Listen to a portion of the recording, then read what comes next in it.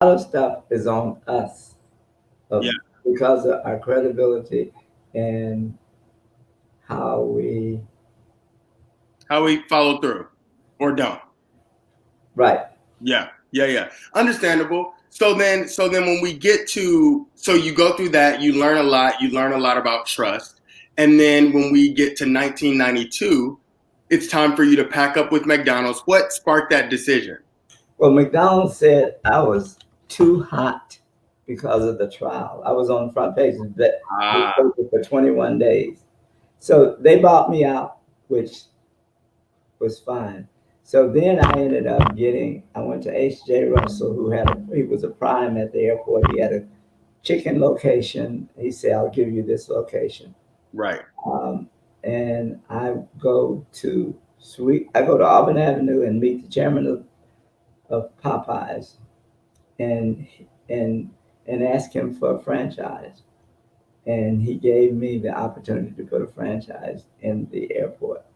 And Ah, I didn't know that H.J. Russell actually offered you the location as the he said, was a hey, prime. He okay, was a got it. Okay, okay. mhm. So then I you did that, and I did an Edie's ice cream. I had two locations. right. Yeah, and So you met the chairman of Popeyes on Auburn Avenue, which is great. Then you pitched the idea to him, and he yeah, was because into it. I had the money, I had the experience. I wasn't going to no school because I'd been trained by Ray Kroc, Right. and and asked for a deal. And we shook hands. Next day, I go to the office. We start building. Yeah.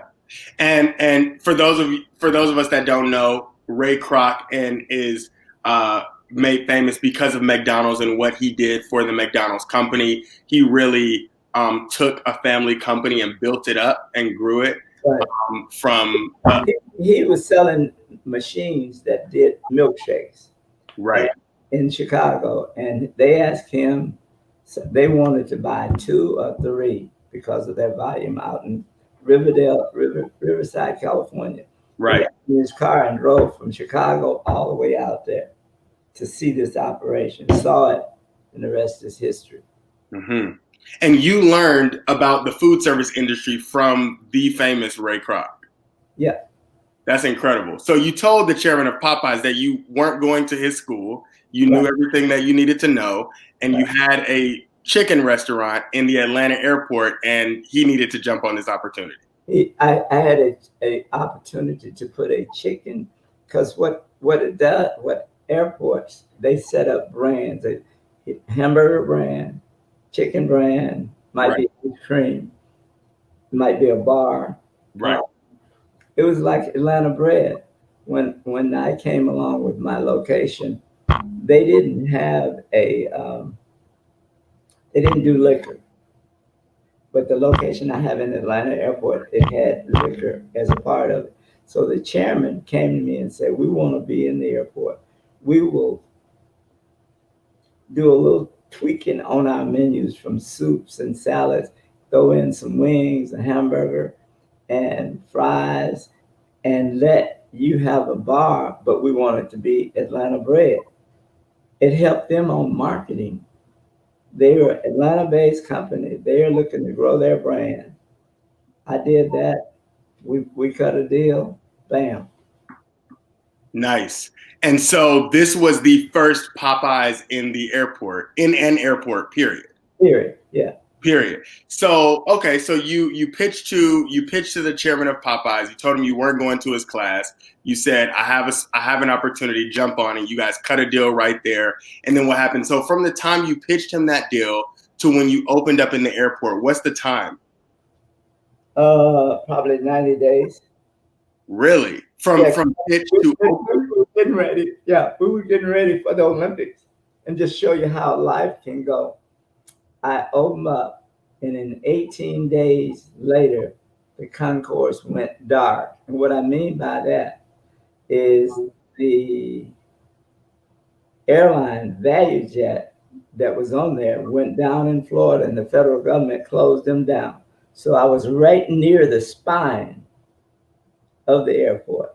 Got it. And so I stayed open. but I went out and marketed to all of the people that work on the tarmac, because being badged and hoping I passed out flyers to all of that, to those people, so that they could know that we were there, because this was a very short, I think it was 18 days after we had opened.